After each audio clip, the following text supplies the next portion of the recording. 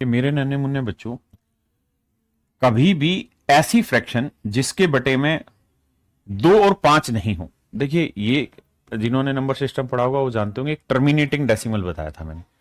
Terminating decimal कब बनता है? जब भी किसी नंबर के बटे में या तो 2 हो या 2 की कोई पावर हो, या कोई 5 हो या 5 की कोई पावर हो, या 2 या 5 दोनों में से कुछ हो या उनकी कोई पावर हो, एक्स वाई कुछ ऐसा हो। केवल उन्हीं स्थितियों में काम हो सकता है, अदरवाइज नहीं। तो सर, इसके अलावा सर बटे में कुछ भी आएगा ना तो इसका आंसर नॉन टर्मिनेटिंग ही रहेगा, पॉइंटों में चलता रहेगा और खत्म नहीं होगा।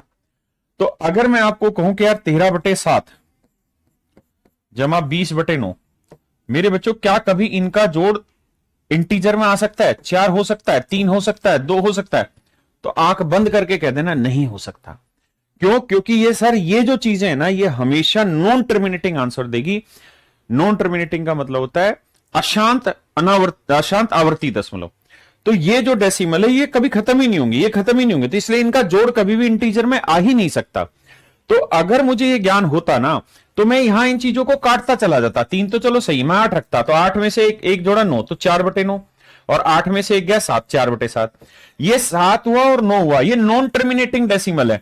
और अगर नॉन टर्मिनेटिंग है तो इनका जोड़ कभी 3 बन ही नहीं सकता। 3 क्या, 2 नहीं बन सकता, 4 नहीं बन सकता, 1 नहीं बन सकता, यानी कभी भी कंप्लीट, मतलब कंप्लीट नहीं, कभी भी इंटीजर इनका आंसर नहीं हो सकता। हाँ जी, मैं 10 रख रहा था, तो 10 और 1 11, तो 4/11, और 10 में से 1 गया 9, 4/9। ये भी मेरा नॉन टर्मिनेटिंग बनाएगा और इनका जोड़ कभी भी इंटीजर नहीं आ सकता। तो जब पूरा मैथ पढ़ लेते हो ना, तब जाके ये सारी चतुराइयां आती है। एक चैप्टर में मैं ये सिखा रहा हूं, बहुत सारे बच्चे गाली बक रहे हो, क्या समझा रहा है नॉन टर्मिनेटिंग, है ना? इसलिए टेंशन फ्री रहो, साडा हक सीधा इत्थे रख।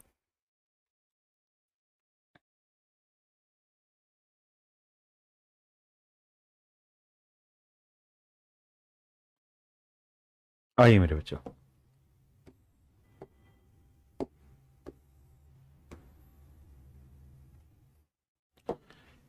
करिए जी करिए।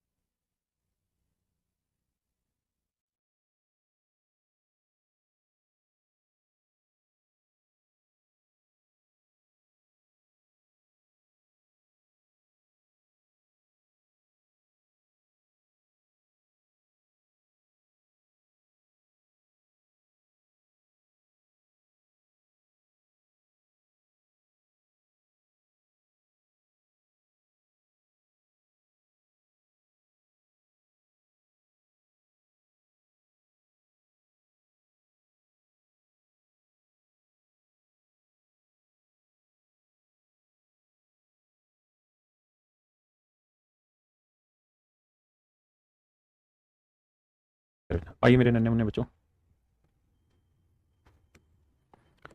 आइए जी समझिए। कहता है दो स्थान 108 किलोमीटर की दूरी पर है, दोनों जगह से दो नाव एक ही समय पर एक दूसरे की तरफ चलना शुरू करती है। दो स्थान कहता है 108 किलोमीटर की दूरी पे। ठीक है जी, बहुत सुंदर। दो नाव एक ही समय पर एक दूसरे की तरफ चलना शुरू करती है, एक नाव इधर चल रही है, एक नाव इधर। अच्छा, जब भी नाव चल रही है तो हमें मानना ही पड़ेगा कि पानी इधर बह रहा है या इधर। अगर पानी इधर बह रहा है और नाव इधर इधर ही चल रही, तो हो जाएगी बोट प्लस वाटर। लेकिन अगर नाव, पानी इधर ही बह रहा है और नाव इधर से आ रही है, तो यहां स्पीड हो जाएगी बोट माइनस वाटर। आपने नहीं, बिल्कुल जेन्युइन है सर। भाई अगर पानी इधर चल रहा है तो इधर अपस्ट्रीम बोली जाएगी, इधर डाउनस्ट्रीम बोली जाएगी। अगर एक नाव धारा के साथ तो दूसरी धारा के विपरीत जा रही हो, तो वे कितने समय बाद एक दूसरे से मिलेगी? अगर उनकी चालों 12 kilometre per hour, 15 kilometre per hour प्रति घंटा हो। दोनों जो नाव है उनकी स्पीड दे रखी 12 और 15, यानी इस नाव की 12 है और इस नाव की मेरे बच्चों 15। ये 12 माइनस वाटर और ये मेरे प्यारे बच्चों 15 माइनस वाटर। हाँ जी, किसी भाई को कोई दिक्कत हो तो बताइए। दोनों स्थानों के बीच की दूरी 108 किलोमीटर।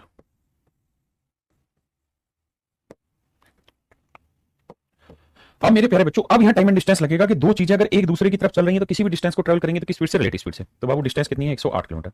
रिलेटिव स्पीड क्या होगी? अपोजिट में जुड़ेगी, तो 12 माइनस डब्ल्यू और 15 माइनस डब्ल्यू। 12 प्लस डब्ल्यू, अच्छा एक साइड प्लस था और एक साइड माइनस था, माफ करना। तो डब्ल्यू से डब्ल्यू बटा 12 15 27, तो रिलेटिव स्पीड होगी 27। भाई अपोजिट में रिलेटिव स्पीड क्या होती है? जुड़ जाती। तो 27 दिए या 27 चौक, तो यानी 4 घंटे बाद दोनों ट्रेनें आपस में दोनों नाव आपस में मिल जाएंगे। कितने घंटे बाद मेरे प्यारे बच्चों? 4 घंटे बाद दोनों नाव आपस में मिल जाएंगे। हाँ है ना भाई? इधर प्लस लिया है भाई, मान लो इधर बोट प्लस वाटर है तो इधर बोट माइनस वाटर है। ठीक है जी, 4 घंटे होगा।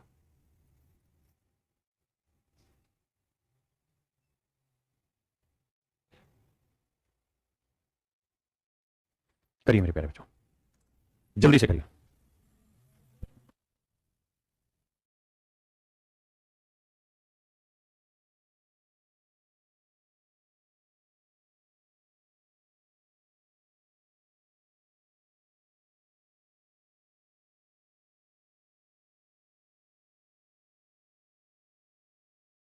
अरे डाटा क्या है?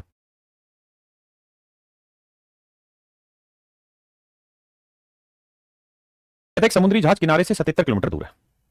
ये मेरे प्यारे बच्चों एक समुद्री कोई किनारा था, ये समझ लो समुद्र है, समुद्री किनारा है, ठीक है जी।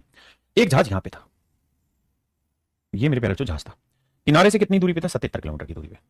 जब ये 77 किलोमीटर की दूरी पे था तब इसमें एक छेद हो गया, जिससे प्रत्येक मिनट में, अरे डाटा क्या भाई रे, जिससे प्रत्येक मिनट में मेरे बच्चों डाटा गायब है, पानी भरना लगता है। एक निकासी नल भी जो प्रत्येक 12 टन पानी बाहर निकालता है। एक सेकंड मैं निकालता हूं।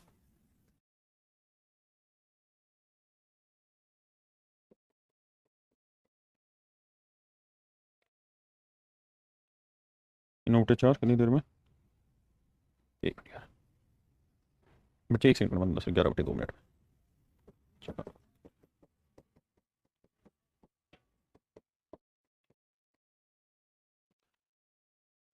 एक तो इसमें प्रत्येक मिनट में 270/11 टन पानी, ये लिख लो मेरे बच्चे, 270/11 टन पानी जहाज में भरने लगता है, ठीक है जी। ये देखा data missing, tons of water from which, यहां लिख रहा हूं 270/11 ton of water comes in the ship in every minute. There is another outlet tap which throws out 12 tons of water every hour. और कह रहा है एक और नलका लगा हुआ है जो इसे हर 12 घंटे में, मतलब हर घंटे 12 टन पानी बाहर फेंकता है। So find the speed of ship so that while it is about to sink. तो बताइए, देखिए फिर से पढ़ता हूं। जहाज में एक निकासी नल भी लगा जो 12 टन पानी जहाज से बाहर निकालता है। ज्ञात कीजिए कि इसे किस चाल से चलाना चाहिए कि जब ये डूबने वाली हो तो इसे 6 किलोमीटर प्रति घंटे की रफ्तार से आने वाला बचाव जहाज आकर बचा ले, जबकि 69 टन पानी पर्याप्त है जहाज को डुबोने के लिए। आइए मेरे प्यारे बच्चों, अब इस क्वेश्चन को समझाता हूं, ध्यान से समझना। देखिए भाई, सवाल में कह रहा है कि भाई 270/11 टन पानी हर घंटे इस जहाज के अंदर घुस रहा है, हर घंटे इस जहाज के अंदर मेरे बच्चे घुस रहा है। हाँ जी, और कहता है सर हर घंटे इसमें से 12 टन पानी बाहर निकाल देते हैं। कहता है एक सिस्टम लगा हुआ है जिससे हर घंटे 12 टन पानी जहाज से बाहर चला जाता है और 270/11 टन पानी हर घंटे जहाज के अंदर आ जाता है। भाई इतना पानी जहाज में आया और इतना पानी हर घंटे मेरे प्यारे बच्चों बाहर निकल गया, तो कुल मिला के मुझे बताओ कि एक घंटे में पानी रुका कितना जहाज में? एलसीएम लेंगे 11, तो 270 माइनस 11 12 132, घटाएंगे तो 138/11 टन, 138/11 टन पानी। इसका मतलब मेरे प्यारे बच्चों 138/11 टन पानी जो है हर घंटे इस जहाज के अंदर स्टोर होता चला जाएगा। कितना मेरे बच्चे? 138/11 टन पानी। अच्छा ये मिनट था क्या? पानी बाहर निकलता है ठीक घंटे, अच्छा ये मिनट की जगह ना घंटे कर लो इसको भी यार, प्रति घंटे।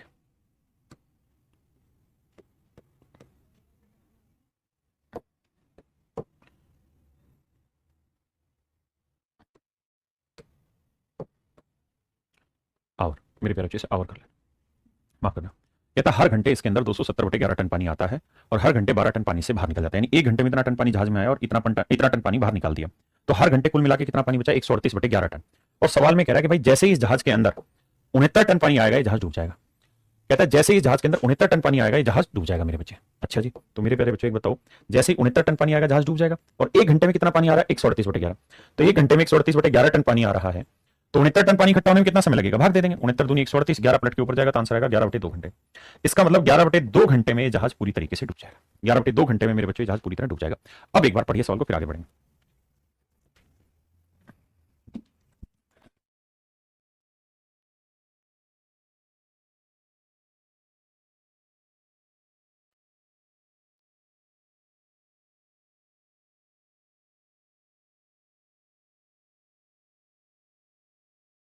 आइए मेरे प्यारे बच्चों, अब हम बढ़ते हैं आगे। अब एक बात बताओ, हमारे पास 11/2 घंटे थे इस जहाज को बचाने के लिए। तो सवाल में कह रहा है कि एक नाव थी जो चली यहां से, जो यहां से चली, और उस नाव की स्पीड है 6 किलोमीटर पर आवर। वो यहां से चली, एक नाव यहां से चली, एक नाव यहां से चली, ताकि जब ये डूबने वाला हो तो इसको बचा लिया जाए, मतलब इसके आदमियों को इस नाव में बैठा के ले आया जाए। अब मेरे प्यारे बच्चों सेम वही कहानी, एक डाउन स्ट्रीम होगी तो एक अपस्ट्रीम, अगर पानी इधर बह रहा होगा तो डाउन हो गई अपस्ट्रीम, तो कुछ भी मान लो। इस नाव की स्पीड कितनी है? 6 किलोमीटर पर आवर। बिल्कुल सही है सर। अब मेरे बच्चों ये बताओ, अगर मैं मान लूं कि पानी इधर बह रहा है तो ये हो जाएगा 6 + W। आपने कहा जी हाँ, और ये हो जाएगा बोट माइनस वाटर, आप कहेंगे बिल्कुल, क्योंकि अगर पानी इधर बह रहा है तो ये अगेंस्ट द स्ट्रीम, ये विद द स्ट्रीम हो गई। अच्छा, मुझे कितने घंटे में इन दोनों नावों को आपस में मिलाना है? 11/2 घंटे में। क्यों? क्योंकि 11/2 घंटे बाद दोनों नावें डूब जाएंगी, टकरा जाएंगी, डूब जाएंगी। तो भाई 77 किलोमीटर की डिस्टेंस ट्रेवल करानी है मैंने। अरे हाँ है ना, 77 किलोमीटर की डिस्टेंस मुझे ट्रेवल करानी है दोनों से। किस स्पीड से ट्रेवल करेंगे अपोजिट हमारी? तो रिलेटिव स्पीड, तो 6 + W। अच्छा, ये बोट की स्पीड तो दे रखी है। अच्छा, इसकी हमें चाहिए, है ना। और ये है बोट माइनस वाटर, दोनों को जोड़ूंगा मैं। W से बाबू W कटा तो स्पीड आ जाएगी 6 + V। तो डिस्टेंस अपॉन स्पीड क्या हो गया? टाइम। और टाइम दे रखा है मेरे बच्चे 11/2 घंटे। 11 7 77, 7 दूनी 14, तो 6 + B बराबर 7 दूनी 14। तो बोट की वैल्यू क्या आ गई? 8। तो बोट की स्पीड आ गई 8 किलोमीटर पर आवर। बोट की स्पीड हो गई मेरे प्यारे बच्चों 8 किलोमीटर पर आवर। नाव की चाल हो गई मेरे प्यारे बच्चों 8 किलोमीटर पर आवर। हाँ है ना, 8 किलोमीटर पर आवर मेरे नन्हे मुन्ने भाइयों नाव की चाल होगी। हाँ है ना। अब आते हैं आगे, करिए भाई।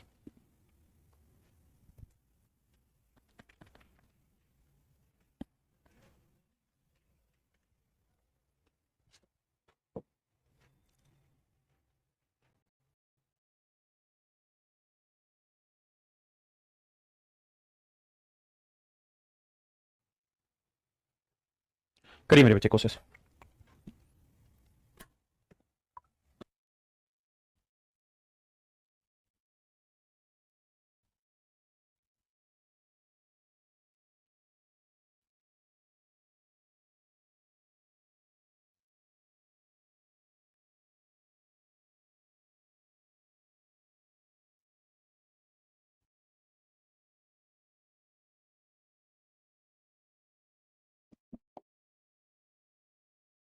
आइए मेरे प्यारे बच्चों, और ध्यान से मेरी बात को सुनिए, समझिए।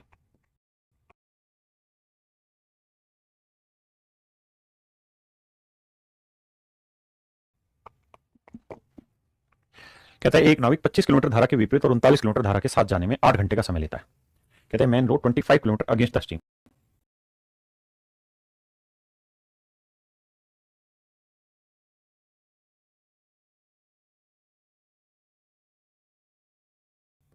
पच्चीस किलोमीटर अगेंस्ट द स्ट्रीम जाएगा, बोट माइनस वाटर। और 39 किलोमीटर होगा मेरे प्यारे बच्चों with the stream, boat plus water. और कुल मिला के जो समय लेगा वो लेगा 8 घंटे। ऐसे करा। तो भैया डिस्टेंस पोन स्पीड टाइम कहलाता है। डिस्टेंस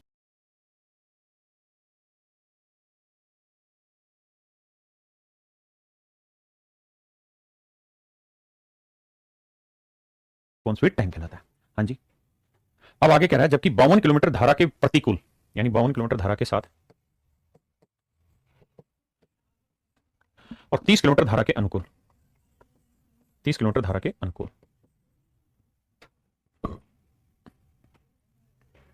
क्वेश्चन में मिस्टेक बहुत छोड़ रखी यार, ये सारा सही कराया हुआ फिर से हराम खोरों ने गलत कर दिया।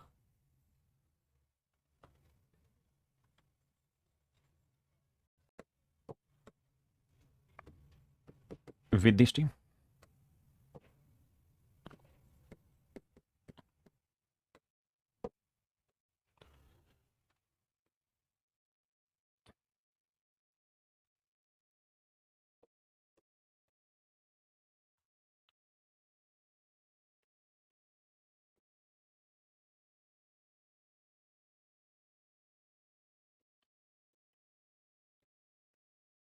अब लेंगे मिस्टेक मेरे बच्चों। तो कहता है 10 घंटे का समय लगता है। भाई थोड़ी सी शैतानी हो रखी है टाइपिस्ट द्वारा, मैं माफी चाहता हूँ। 10 घंटे का समय लगता है। अब आते हैं मेरे प्यारे बच्चों इस सवाल को पेपर में सॉरी डिटेल में कैसे करें। ऐसे सवाल नहीं होते पेपर में, बोर्ड एंड स्ट्रीम की जो शुरुआत में कराए वैसे बेसिक क्वेश्चन रहते हैं। हाँ जी। अब देखिए दोस्त कैसे इन सवालों को करा जाए। देखिए मेरे भाई, हम अगर छोटी क्लासों में पढ़ते थे तो हम क्या करते थे? 1/, बोट माइनस वाटर को x मान लेते थे और 1/, बोट प्लस वाटर को y मान लेते थे। हाँ जी। और अगर आप ध्यान दो तो ये हो गया 1/b - w, इसको x माना हुआ था।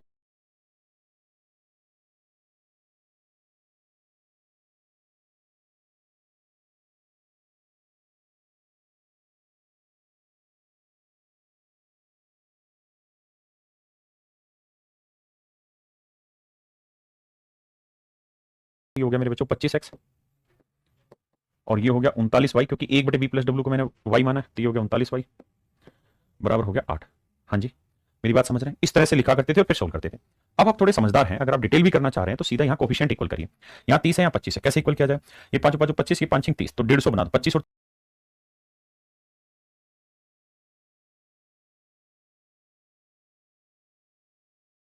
30 का एलसीएम क्या है 150, तो 150 बना लेते हैं। बनाने के लिए इसे किससे गुना करोगे 6 से, इसे किससे गुना करोगे 5 से, तो इधर पूरे से 6 से गुना कर दो, तो 6 नीम 54,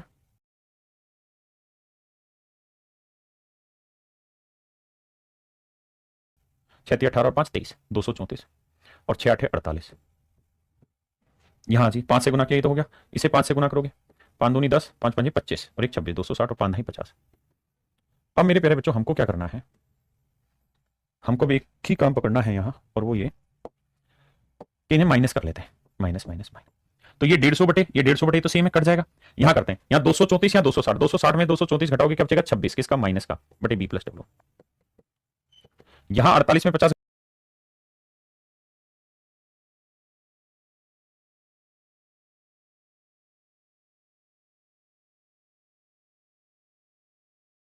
घटाओगे मेरे बच्चे माइनस, तो माइनस से माइनस काटा, 2 से काटा 13, तो आप देखोगे यहां बटे कुछ नहीं तो क्या है 1, यहां 1, तो बी प्लस डब्ल्यू को 1 से करेंगे और 13 को 1 से करेंगे, तो आप देखेंगे यहां से बी प्लस डब्ल्यू की वैल्यू आ गई मेरे प्यारे बच्चों 13।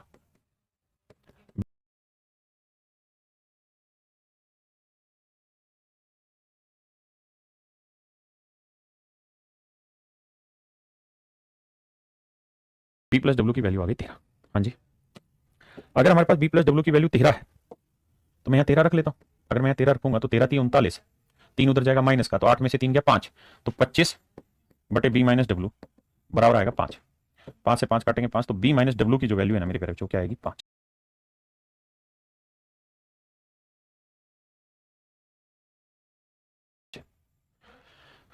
इक्वेशन में उठा के रख दिया, तो बी माइनस डब्ल्यू की वैल्यू आई मेरे प्यारे बच्चों 5। अब हम इन दोनों को सोल्व करेंगे, सोल्व करेंगे तो डब्ल्यू से डब्ल्यू कटा, बी की वैल्यू जोड़ का आधा 13 और 5 18 का आधा 9, और डब्ल्यू की वैल्यू मेरे बच्चों डिफरेंस का आधा 13 में 5 का 8 8 का आधा 4, तो ये मेरे नन्हे मुन्ने बच्चों मेरा आंसर आ गया। उसने पूछा नाव की गति क्या होगी, तो आंसर होगा नाव की गति होगी सर 9 किलोमीटर पर आवर, पानी की गति होगी 4 किलोमीटर पर। हाँ जी, अब बात आती है सर पेपर में इन सवालों को कैसे देखा जाए, पेपर में इन सवालों को कैसे किया जाए, इस बात पे चर्चा करिए। देखिए मेरे बच्चों, पेपर में इन सवालों को करने का एक सबसे बढ़िया माध्यम क्या है, यहाँ 25 लिखा है ना, तो 25 के फैक्टर लिखो सारे, और ध्यान ये रखना कि B minus W, B minus W 25 के फैक्टर करो तो 25 हुआ, फिर 5 हुआ, फिर 1 हुआ सर, और नहीं होते इसके फैक्टर। इधर क्या लिखा है 39, तो बी प्लस डब्ल्यू की वैल्यू क्या है मेरे बच्चों 39। हाँ जी, तो 39 के फैक्टर करोगे 39 आएगा, फिर 13 आएगा, फिर 3 आएगा, फिर 1 आएगा, सर ये फैक्टर है। अब मेरे प्यारे बच्चों बहुत अधिकतम ये संभावना होगी कि आपका आंसर इन्हीं में से एक होगा। अच्छा, आप ये भी बात जानते हैं कि बी प्लस डब्ल्यू की वैल्यू बड़ी होगी और बी माइनस डब्ल्यू की वैल्यू छोटी होगी, तो अगर मैं ये वाली वैल्यू 39 ले लेता हूं तो ये 25 लेके देख लूंगा, तो अगर मैं ये वाली वैल्यू 39 लूंगा तो कट के उत्तर 1 आया, इसे 25 लूंगा 1 नहीं बनेगी बात। अगर मैं बी प्लस डब्ल्यू 39 ले लूं मेरे बच्चे, तो 39 को 39 से काटा 1, तो यहां इसका और इसका जोड़ कितना आना चाहिए 8, ये 1 है तो कितना होगा 7, तो 7 लाने के लिए तो भाई बी माइनस डब्ल्यू की क्या वैल्यू रखूं कि 7 आए, आप कहेंगे तो आएगा नहीं, पॉइंटों में रह जाएगा, तो इसका 39 गलत है। अब ले लेते हैं मेरे बच्चे 13, अगर मैं बी प्लस डब्ल्यू की वैल्यू 13 ले रहा हूं तो बी माइनस डब्ल्यू की वैल्यू तो 13 से छोटी लेनी होगी, यानी 25 नहीं हो सकता, मतलब 5 हो सकता है या 1, तो अगर मैं बी प्लस डब्ल्यू की वैल्यू 13 ले लूं तो 13 3 39, बिल्कुल सही है, तो 8 में से 3 गया, ये कितना बचा 5, तो यहाँ 5 लाना है, तो सोच के बताइए इसकी स्पीड क्या होगी 5 ही होगी, तो 5 5 25 5 आ गया, 5 और 3 8 सेट हो गया। अब यहाँ चेक करेंगे बी माइनस डब्ल्यू की वैल्यू 5 आ गई, तो 5 30 आ गया, बी प्लस डब्ल्यू की वैल्यू 13 आ गई, 13 चौको 52 आ गया, 6 4 10 सेट हो गया मेरा आंसर, हाँ है ना। तो इस तरीके से हिट एंड ट्रायल चलेंगे, आप कहेंगे सर ये तो सेट हो गया, अगले में सेट करो। अब इस सवाल पे आइए और करिए, देखिए थोड़ा टाइम एक्स्ट्रा लग रहा है लेकिन करिए।